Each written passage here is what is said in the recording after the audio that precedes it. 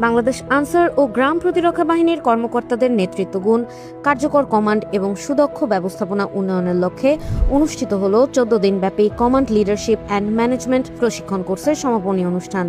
25 April 2026 থেকে 7 মে 2026 পর্যন্ত answer VDP একাডেমিতে আয়োজিত এই প্রশিক্ষণ কোর্সে মোট 21 জন কর্মকর্তা অংশগ্রহণ করেন।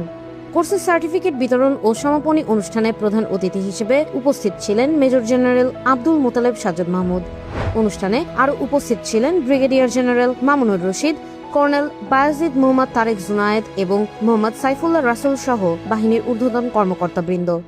সমাপনী অনুষ্ঠানে মহাপরিচালক প্রশিক্ষণার্থী কর্মকর্তাদের উদ্দেশ্যে দিক নির্দেশনামূলক বক্তব্য প্রদান করেন এবং অংশগ্রহণকারী কর্মকর্তাদের মাঝে সনদপত্র বিতরণ করেন। এই প্রশিক্ষণ কোর্সে নেতৃত্বের আধুনিক দর্শন, সিদ্ধান্ত গ্রহণের দক্ষতা, কার্যকর কমান্ড পরিচালনা এবং বাস্তবভিত্তিক ব্যবস্থাপনার বিভিন্ন দিক নিয়ে আলোচনা ও মতবিনিময় অনুষ্ঠিত হয়। আশা করা যায় নবসংযোজিত নেতৃত্বভিত্তিক এই প্রশিক্ষণ কার্যক্রম ভবিষ্যতে বাহিনীর কর্মকর্তাদের আরও দক্ষ, দূরদর্শী ও গতিশীল নেতৃত্ব গড়ে তুলতে গুরুত্বপূর্ণ ভূমিকা রাখবে। প্রান্তিক কণ্ঠস্বর, নিউজ ডেস্ক।